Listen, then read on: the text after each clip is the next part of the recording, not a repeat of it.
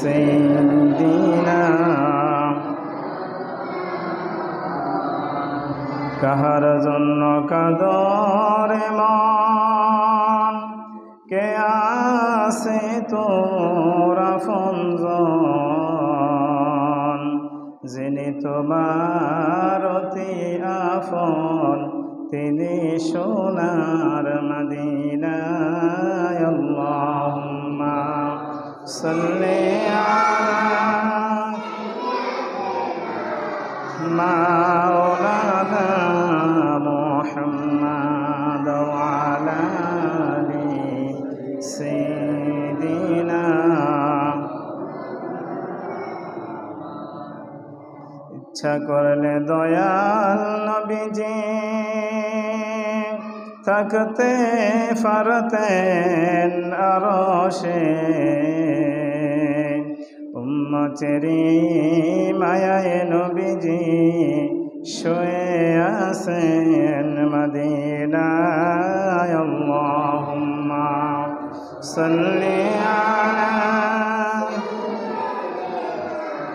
মাওলানা মুহাম্মাদ ওয়া আলা আলি সাইয়্যিদিনা।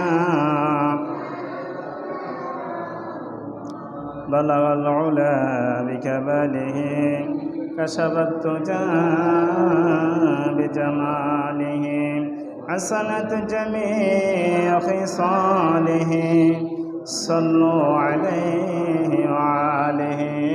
بلغ العلا بكماله كشف الدجى بجماله حسنت جميع خصاله صلوا عليه وآله. আলহামদুলিল্লাহ। উপস্থিত অত্র এলাকার বৃদ্ধ বাবারা, যুবক ভাইয়েরা, আগত মেহমানবৃন্দ, আসসালামু আলাইকুম ওয়া রাহমাতুল্লাহি ওয়া বারাকাতুহু। আমরা আল্লাহ সুবহানাহু ওয়া তাআলার আলিশান দরবারের মধ্যে লাখো কোটি শুকরিয়া আদায় করি যে রব্বুল আলামিন আমাদেরকে সুস্থতার সহিত মসজিদের মধ্যে আসার বসার সুযোগ দান করেছেন। সকলে অন্তরের অন্তঃস্থল থেকে মন প্রাণ উজাড় করে বলি আলহামদুলিল্লাহ। সালাতু সালাম পেশ করি মানবতার মুক্তির দূত জনাবে মুহাম্মদুর রাসূলুল্লাহ সাল্লাল্লাহু আলাইহি ওয়াসাল্লামের প্রতি।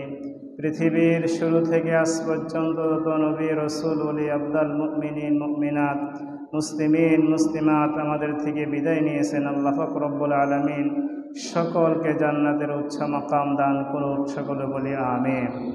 সম্মানিত হাজিরিন, আমরা পবিত্র আরাফার দিনের আমল এবং যেই পবিত্র কোরবানির ফজিলত সম্পর্কে কোরআন এবং হাদিস থেকে শুনবো। আল্লাহ পাক রব্বুল আলামিন যাতে আমাকে বলার তৌফিক দান করে, সকলে বলি আমিন। আমরাও যাতে সকলে শুনে বুঝে আমল করতে পারি, আল্লাহ পাক রব্বুল আলামিন আমাদেরকে সেই তৌফিক দান করুক, সকলে বলি আমিন। এই কোরবানটা হলো আল্লাহ সুবহানাহু ওয়া তাআলার পক্ষ থেকে একটি সুস্পষ্ট পরীক্ষা। সেটা ছিল হযরত ইব্রাহিম আলাইহিস সালাতু ওয়াস সালামকে আল্লাহ পাক রব্বুল আলামিন করেছিলেন। আল্লাহ পাক রব্বুল আলামিন হযরত ইব্রাহিম আলাইহিস সালাতু ওয়াস সালামকে সন্তান দিলেন। আল্লাহ পাক রব্বুল আলামিন বলতেছেন, ফালাম্মা বালাগা মাআহু সা'য়া ক্বালা ইয়া বুনাইয়া ইন্নী আরা ফিল মানাম আন্নী আযবাহুকা ফানজুর মাযা তারা। তখন সন্তানের পক্ষ থেকে জবাব আসলো, ক্বালা ইয়া আবাতি ইফআল মা তু'মার সাতাজিদুনি ইনশাআল্লাহু মিনাস সাবিরিন। আল্লাহ পাক রব্বুল আলামিন হযরত ইব্রাহিম আলাইহিস সালাতু ওয়াস সালামকে একেবারেই বৃদ্ধ অবস্থায় একটি সন্তান দিলেন। তা ওই সন্তান দিয়েছেন যে স্ত্রীও ছিল, তখন কি বন্দা ছিল।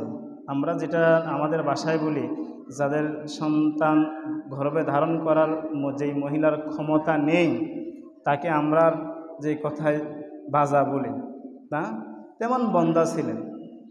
তো উনিও এমন স্ত্রী বন্দা ছিলেন, আর ইব্রাহিম আলাইহিস সালাতু ওয়াস সালাম একেবারে কি বার্ধক্য ছিলেন। একই তো বার্ধক্য, আরেক দিকতে হলো স্ত্রী কি বন্দা, তার মানে সন্তান ধারণ করার ক্ষমতা নেই। ওই অবস্থার মধ্যে আল্লাহ পাক রব্বুল আলামিন ইব্রাহিম আলাইহিস সালাতু ওয়াস সালামকে একজন সন্তান দান করলেন।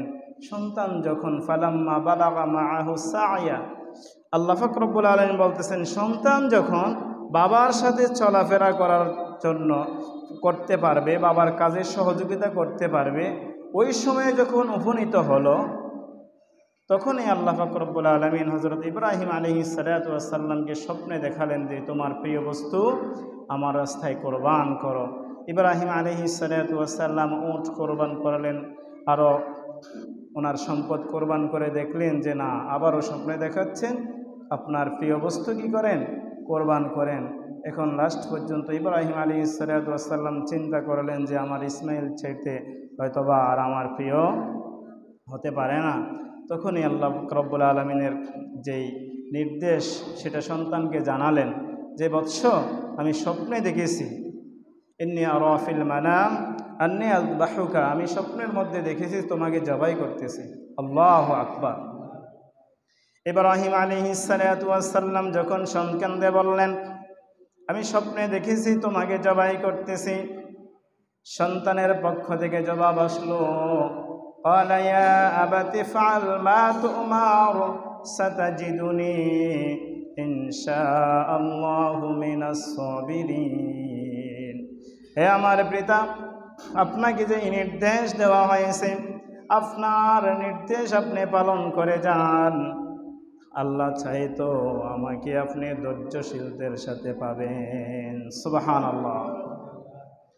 যখন দুজনের মধ্যে পরামর্শ হলো, পরামর্শ হওয়ার পরে আল্লাহ পাক রব্বুল আলামিন বলতেছেন, ফালাম্মা আসলামা ওয়া তাল্লাহু লিল জাবিন, যখন ইব্রাহিম আলাইহিস সালাতু ওয়াস সালাম এবং সন্তান ইসমাইল আলাইহিস সালাতু ওয়াস সালাম পিতা এবং পুত্রে উভয়ে পরামর্শক্রমে বাবা তার সন্তানের ভালোবাসা কোরবান করেছেন, কোরবান করার জন্য প্রস্তুতি নিয়েছেন, সন্তান নিজের জীবন উৎসর্গ করার জন্য প্রস্তুতি নিলেন। দুজনেই যখন আল্লাহ পাক রব্বুল আলামিনের কাছে একজনের ভালোবাসা সন্তানের মায়া মমতা কোরবান করার জন্য আত্মসমর্পণ করলেন, আরেকজন হলো নিজের জীবন দেওয়ার জন্য, আল্লাহর জন্য নিজের জীবন দেওয়ার জন্য আত্মসমর্পণ করে দুজনেই সেই পরামর্শ নিলেন। আল্লাহ পাক রব্বুল আলামিন বলতেছেন, ওয়া তাল্লাহু লিল জাবিন, সন্তানকে যখন কপালের মাটির সাথে লাগিয়ে শুয়ে দিলেন, শুয়ে দিয়ে যখন ছুরি চালাইতে শুরু করলেন, আল্লাহ পাক রব্বুল আলামিন সাথে সাথে ডাক দিলেন, ওয়ানাদাইনাহু আইয়া ইব্রাহিম, আমি তখন ইব্রাহিমকে ডাক দিলাম, ইব্রাহিমকে আহ্বান করলাম, হে ইব্রাহিম, কদ সাদ্দাকতার রুইয়া, তোমার স্বপ্ন তুমি বাস্তবায়ন করেছ, তুমি যেই স্বপ্নে দেখেছ সেটা তুমি সত্যিতেই পরিণত করেছ। ইন্না কাযালিকা নাজজিল মুহসিনিন, আর নিশ্চয়ই আমি ওই সমস্ত যারা নাকি আমার কাছে নিজেদের জান মাল আত্মসমর্পণ করবে, আমি মুহসিন তাদেরকে অবশ্যই এমন প্রতিদান দিয়ে থাকি। সুবহানাল্লাহ। এই প্রতিদানটা কি প্রতিদানের কথা বলা হয়েছে? এই প্রতিদান হলো ইব্রাহিম আলাইহিস সালাতু ওয়াস সালাম সন্তানকে যখন জবাই করার জন্য তিনি রেডি হলেন, ছুরি চালাইবেন, ওই সময়ের মধ্যে আল্লাহ পাক রব্বুল আলামিন জিবরাইলকে ডাক দিয়ে বলেন, এই জিবরাইল, তুমি যাও আমার খলিলুল্লাহর কাছে জান্নাত থেকে একটি দুব্বা নিয়ে যাও, উপস্থিত করো। আমার জবিউল্লাহ যে ইসমাইল, তাকে ছুরির তল থেকে সরিয়ে দিয়ে এই দুব্বাটাকে তার জায়গার মধ্যে বসিয়ে দাও। জিবরাইল আলাইহিস সালাতু ওয়াস সালাম নির্দেশ প্রাপ্ত হওয়ার পরে কিতাবের মধ্যে আসছে, জিবরাইল আলাইহিস সালাতু ওয়াস সালাম তিনি যেই ইব্রাহিম আলাইহিস সালাতু ওয়াস সালামের যেই সন্তানকে জবাই করার জন্য যেই চেষ্টা, জিবরাইল মনে করলেন হয়তোবা আমি দুব্বা নিয়ে যাওয়ার আগেই হয়তো ইসমাইল কোরবান করে ফেলতে পারে, কিন্তু আল্লাহ পাক রব্বুল আলামিন তো ছুরিকে নির্দেশ দিয়েছেন, এই ছুরি সাবধান, আমার ইসমাইলকে জবাই করা তো দূরের কথা, একটা পশম পর্যন্ত তুমি কাটতে পারবে না। আল্লাহু আকবার। জিবরাইল আলাইহিস সালাতু ওয়াস সালাম তখন আসমান থেকে আল্লাহু আকবার বললেন।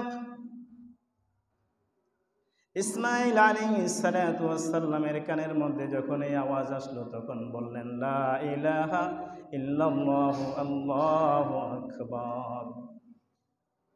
জিবরাইল আলাইহিস সালাতু ওয়াস সালাম শরীরের নিচে দুব্বাটাকে দিয়ে জবাই হয়ে যাওয়ার পরে ইব্রাহিম আলাইহিস সালাতু ওয়াস সালাম যখন সন্তানটাকে অক্ষত অবস্থায় নিজের সামনে পেয়ে গেলেন, তখন তিনি বললেন, আল্লাহু আকবার ওয়ালিল্লাহিল হামদ, আল্লাহু আকবার। তো আল্লাহ পাক রব্বুল আলামিন এই জন্যই বলতেছেন, কদ সাদ্দাকাতার রুইয়া, হে ইব্রাহিম আপনি আপনার স্বপ্নকে বাস্তবায়ন করেছেন, স্বপ্নকে আপনি সত্যিতে পরিণত করেছেন। ইন্না কাযালিকা নাজজিল মুহসিনিন, আমি আপনাকে যেই স্বপ্নে দেখিয়েছিলাম সেই স্বপ্নের যেই বাস্তবতা আপনি সেটা পরিপূর্ণ করেছেন। আর কোরবান করার জন্য আমার পক্ষ থেকে দুব্বা দিয়ে আপনার সন্তানটাকে আমি বাঁচিয়ে দিলাম। সুবহানাল্লাহ। এটাই হলো প্রতিদান। এটা হলো কি? এভাবেই আমি প্রতিদান দিয়ে থাকবো। যারা মুহসিন বান্দা তাদেরকে আমি এভাবেই প্রতিদান দিয়ে থাকবো। তো আল্লাহ পাক রব্বুল আলামিন বলতেছেন, ইন্না হাযা লাহুয়াল বালাউল মুবিন, পিতা এবং পুত্রের সাথে যেই সম্পর্ক, যেই ঘটনা ঘটেছে, এটা আমার আল্লাহর পক্ষ থেকে, আমি প্রভুর পক্ষ থেকে একটি পরীক্ষা ছিল। পরীক্ষা ছাড়া আর কিছুই নয়, সেটা হলো সুস্পষ্ট একটি পরীক্ষা। আর পরীক্ষার মধ্যে তারা পিতা এবং পুত্র উভয়ই উত্তীর্ণ হয়েছে। সুবহানাল্লাহ। আল্লাহ পাক রব্বুল আলামিন বলতেছেন, হে আমার খলিল, আমি আপনাকে তো স্বপ্নে দেখিয়েছিলাম শুধুমাত্র কোরবানের প্রস্তুতি সম্পন্ন করুন, কোরবানের প্রস্তুতি সম্পন্ন করুন। সন্তানকে একেবারে জবাই করে ফেলেছেন, এটা তো আমি দেখেই নাই, এটা আমি দেখাই নাই। শুধুমাত্র আপনি সন্তানকে জবাই করতেছেন এতটুকু দেখিয়েছি, কিন্তু আপনি এটা সত্যি বাস্তবায়ন করেছেন। আমি আল্লাহ খুশি হয়ে গিয়েছি, আপনাকে আমি প্রতিদান দিয়েছি, জান্নাত থেকে দুব্বা দিয়ে আপনার সেই কোরবান আমি কি সম্পন্ন করে দিলাম। এই জান্নাত থেকে যেই দুব্বা দিয়েছেন সেটা তাফসিরে ইবনে কাসিরের মধ্যে আসছে যে আল্লাহ পাক রব্বুল আলামিন ওই দুব্বাটাকে জান্নাতের মধ্যে 40 বৎসর পর্যন্ত লালন পালন করেছিলেন। সুবহানাল্লাহ।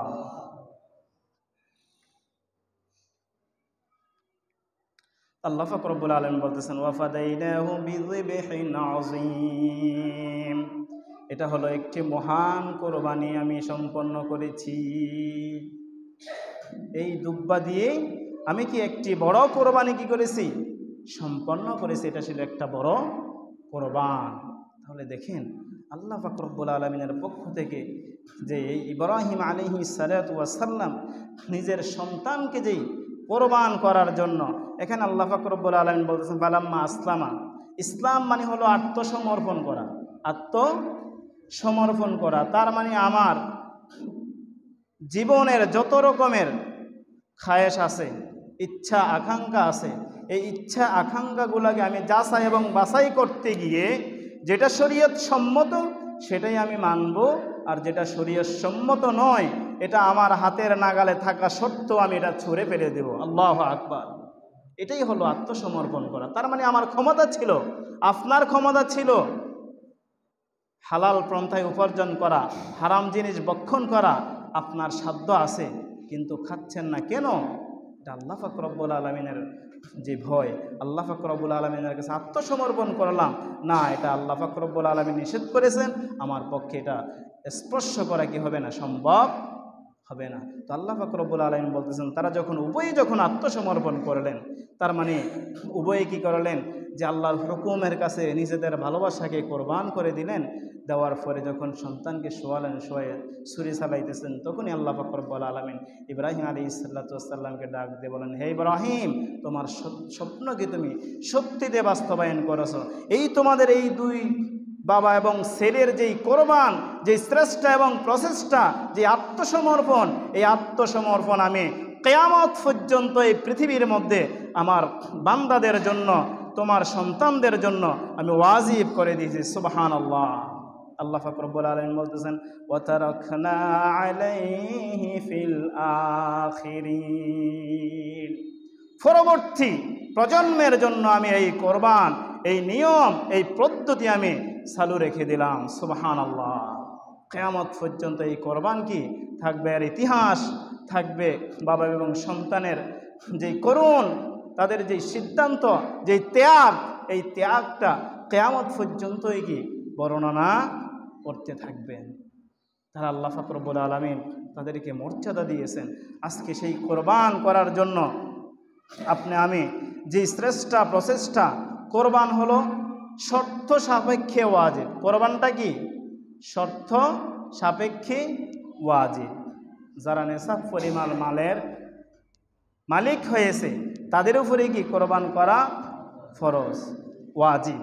তাহলে এই যে ওয়াজিব পালন করার জন্য আপনার আমার প্রস্তুতি এবং পরিকল্পনা 1 মাস থেকে 15 দিন আগ থেকে কি আমরা শুরু করে দিই, বা একজন কার সাথে কে মিলব আগ থেকে কি তৈরি হয়ে যায়।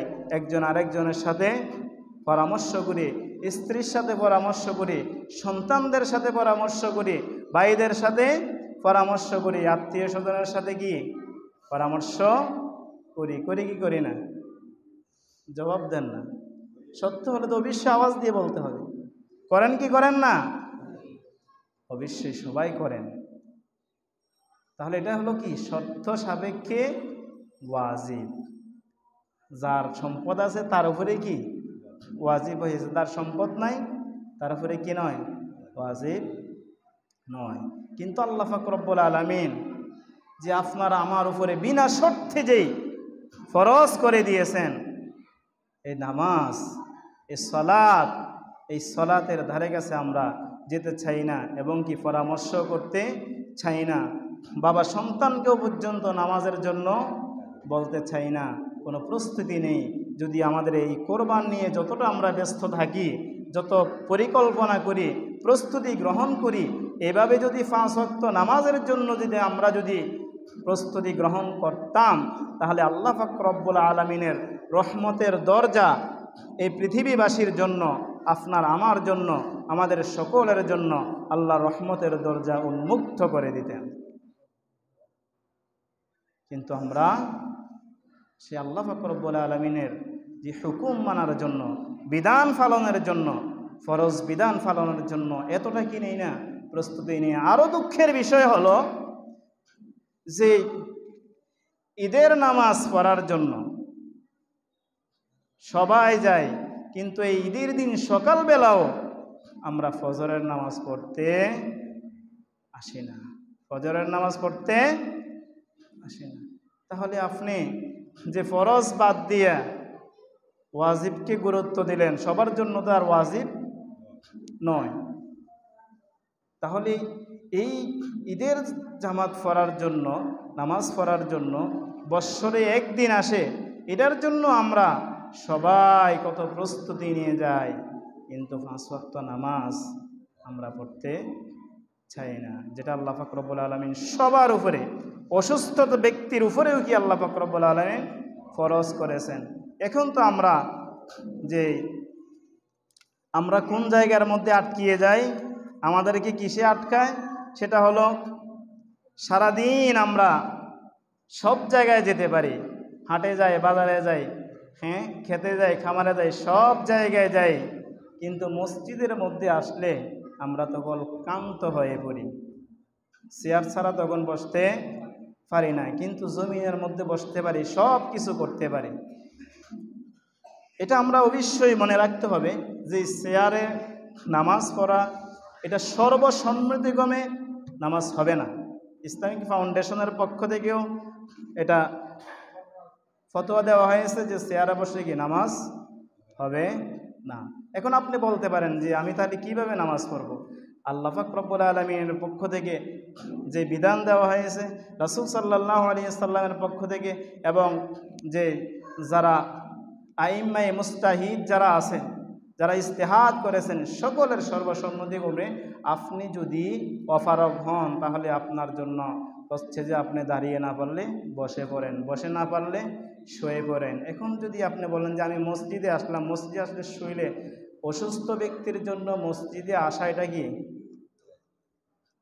এত গুরুত্ব দেওয়া হয় নাই। কারণ আপনি বাড়িতে ওজোর ছাড়া, আল্লাহ রাসূল সাল্লাল্লাহু আলাইহি সাল্লাম বলছেন যে যারা নাকি বাড়িতে নামাজ পড়ে, যদি বাড়িতে মহিলারা যদি থাকতো বিনা ওজোরে, যারা বাড়িতে বসে থাকে, মহিলা এবং বাচ্চারা না থাকলে আমি ওই ঘরগুলো কি জ্বালিয়ে দিতাম।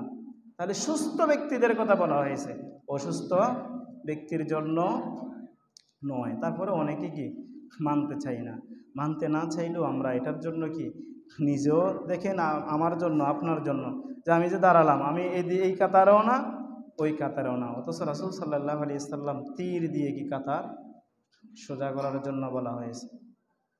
কাতার সোজা করা এবং ইমামের আগে পরে করা। আল্লাহ রাসূল সাল্লাল্লাহু আলাইহি সাল্লাম বলেন যে যারা নাকি ইমামের আগে মাথা তোলে বা রুকু সিজদার মধ্যে চলে দিতে চায়, তারা কি জানে না, তারা কি ভয় করে না আল্লাহ পাক রব্বুল আলামিন তাদের চেহারাকে পিছনের দিকে করে দেবেন, মাথাটাকে ঘুরিয়ে দেবেন বা গাধার মতো করে দেবেন? তারা কি এটা ভয় করে না? কত বড় ধমকের দিয়ে বলেছেন। আল্লাহ পাক রব্বুল আলামিন আমাদেরকে এর থেকে হেফাজত করুক, সকলে বলি আমিন। আর মসজিদের মধ্যে আসলে অবশ্যই আমাদেরকে আদবের সাথে বসতে হবে। পায়ের উপরে পা দিয়ে বসা, একেবারেই আপনি চায়ের দোকানের মধ্যে যেভাবে বসবেন এভাবে মসজিদে বসা, এটা হলো বেয়াদবির শামিল। আপনারা মুরব্বী মানুষ, আমি যতই হই বয়সে আপনাদের অনেক কি ছোট, কিন্তু আপনাদেরকে কথাটা বলতেছি বড় বড় কথা।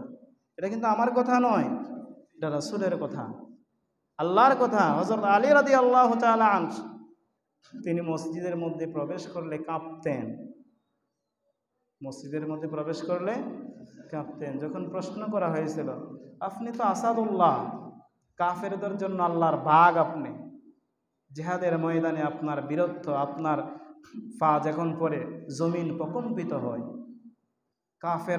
কাফেরদের বুক থরথর করে কাঁপে আপনাকে দেখলে, কিন্তু আপনি মসজিদের মধ্যে আসলে আপনি নিজে কাঁপেন কেন? তখন তিনি বললেন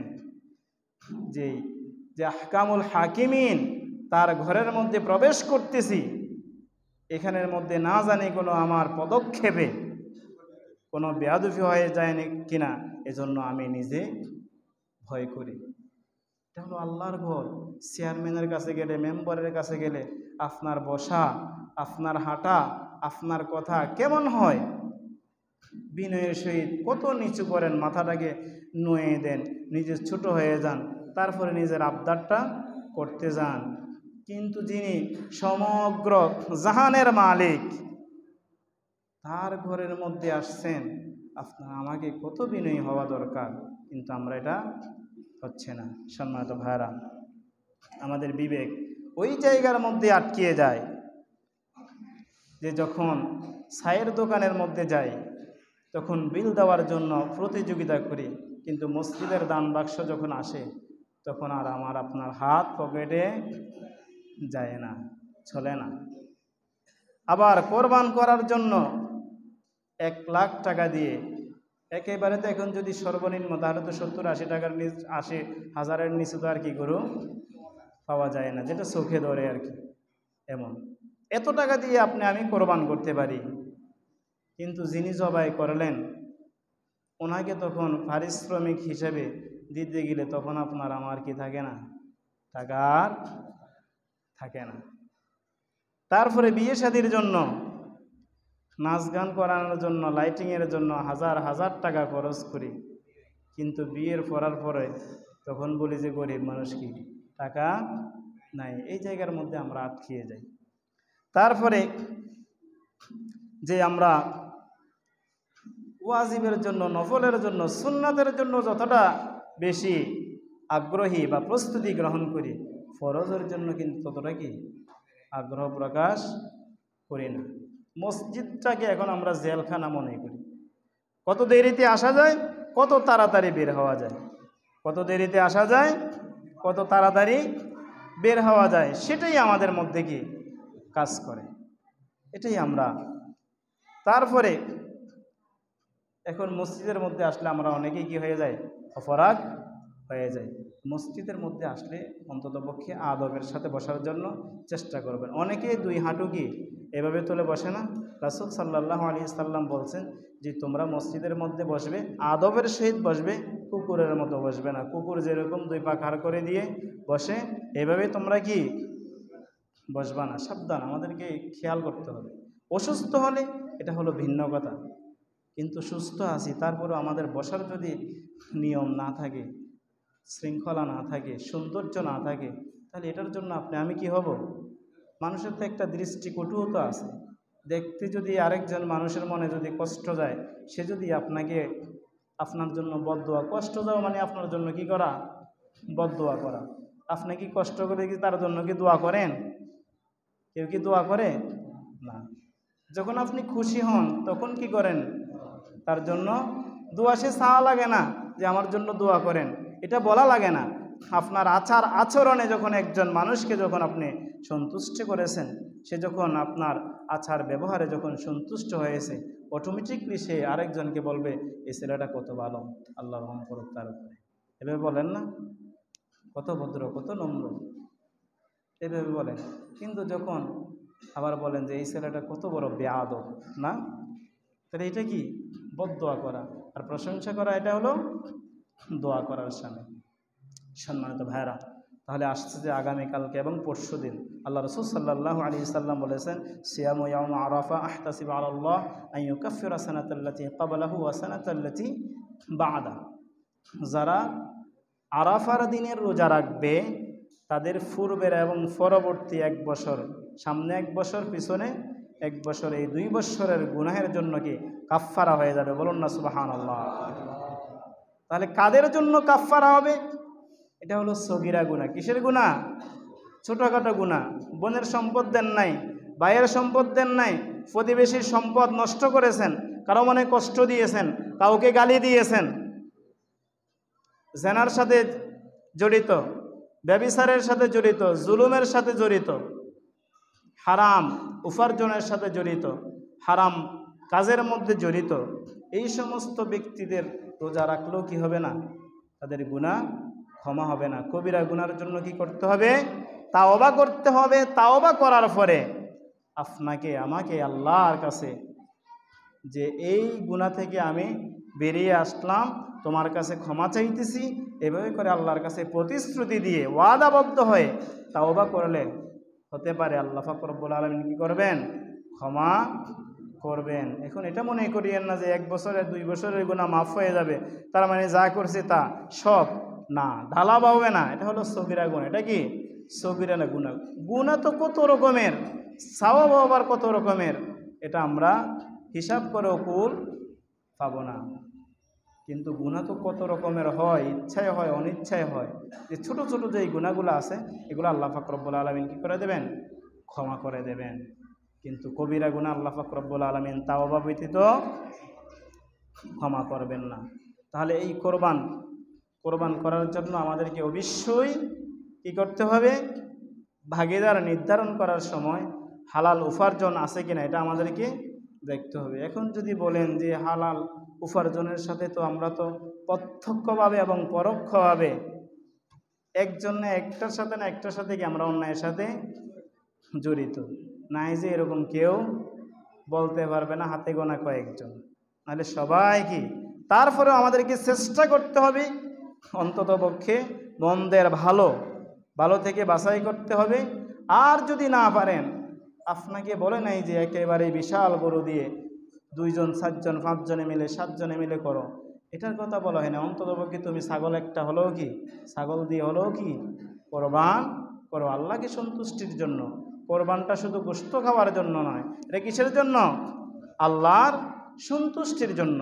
আল্লাহর কাছে আমরা আত্মসমর্পণ করলাম, আমাদের সম্পদ আল্লাহর রাস্তায় কোরবান করলাম, এটা হবে শুধুমাত্র আল্লাহর সন্তুষ্টির জন্য, মাংস খাওয়া এবং লোক দেখানোর জন্য নয়। যদি এরকম লোক দেখানোর ইচ্ছা থাকে বা গোশত খাওয়ার যদি এরকম ইচ্ছা থাকে, তাহলে আপনার আমার কোরবানটা শুধুমাত্র গোশত খাওয়া হবে আর লোক দেখানোও হবে, এর মধ্যে কোনো প্রতিদান পাওয়া যাবে না।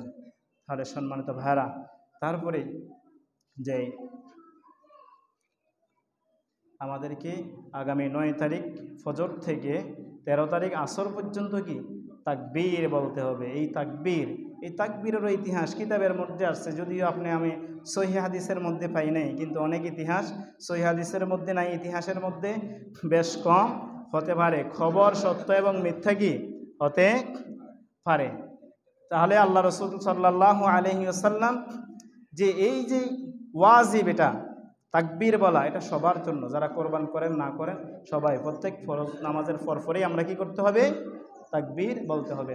আল্লাহু আকবার, আল্লাহু আকবার, লা ইলাহা ইল্লাল্লাহু, আল্লাহু আকবার, আল্লাহু আকবার, ওয়ালিল্লাহিল হামদ। উচ্চ স্বরে আপনারা নিজেরাও পড়বেন এবং কি পরিবার পরিজনদেরকেও বলবেন। সরাসরি এরকম প্রশ্ন কোথাও করা এটা কি নেই, যুক্তিসঙ্গত নয়। এটা অনেক সময় যে মজলিসের কি হবে, খেলাফ হবে। আপনার যদি ব্যক্তিগত যদি কোনো প্রশ্নই থাকে তাহলে আমি আসি, আমার থেকে আপনি জেনে নেবেন। এটা তো আপনার ব্যক্তিগত প্রশ্ন, এটা সবার প্রশ্ন নয়। যদি সবার প্রশ্ন হতো তাহলে সবাই একসাথে বলতেন, কিন্তু একজনের জন্য তো 10 জনের সময় কি করা যাবে না, নষ্ট করা যাবে না। আপনার জানার ইচ্ছা হলে এরকম উপস্থিত এরকম প্রশ্ন করা যায় না। আপনার যদি প্রশ্ন থাকে তাহলে বলবেন পরে, পার্সোনালি বলবেন, বা বলবেন যে একটু পরে, তারপরে সবার জন্য প্রযোজ্য হলে এটা আপনার কাছে, সবার জন্য তো এরকম না, এরকম প্রশ্ন করবেন না। এটা আপনার যদি প্রশ্ন থাকে একান্ত তাহলে এটা পরে বলবেন। আর যদি প্রশ্নই থাকতো তাহলে আমি আসার আগে তখন বলতেন যে হুজুর আপনার কাছে আমার একটা প্রশ্ন আছে, এটা সবাইকে জানিয়ে দিন, তখন হলে এটা ভিন্ন কথা। কিন্তু এটা বলতেছি তো, আপনি বসেন, আপনি আপনার কথা পেয়ে যাবেন, আপনার কথা আপনি পেয়ে যাবেন। এই আরাফার দিনের রোজা উনি বলতে চাইছে যেটা, যে আরাফার দিন আমাদের হলো যে মনে করেন ওইখানে 8 তারিখ, আমাদের এখানে 9 তারিখ, তাহলে আমরা কি করব? তাহলে আপনার করণীয় হচ্ছে এখন আমরা শনিবারও রোজা রাখবো এবং কি রবিবারও রোজা রাখবো। তাহলে এখানের মধ্যে কারো কি থাকবে না, একতলাফ থাকবে না। এটার জন্য আপনি অপেক্ষা করতেন, প্রশ্ন করা লাগতো, এটা তো পেয়ে যেতেন। আরাফার দিনের রোজা 2 বছর সামনে এবং পিছনের 2 বছরে কি হয়ে যাবে, সগীরা গুনার জন্য কাফফারা হয়ে যাবে। তাহলে এই আরাফার দিনের রোজা যেহেতু এটা নির্দিষ্ট, এখন আমাদের সাথে সৌদি আরবের সাথে কি একদিন বেশ কম হয়। এখন কিন্তু আরাফার দিন কিন্তু পরের দিন আর আসবে না, ওই দিনে। তো ওই দিনের সময়ের সাথে কিন্তু আমাদের সময়ের সাথে কি মেলে না, যার জন্য অনেক মুফাসসির একরাম বলতেছেন যেই আগের দিন 8 তারিখে রাখতে হবে, আমাদের 7 তারিখ, আর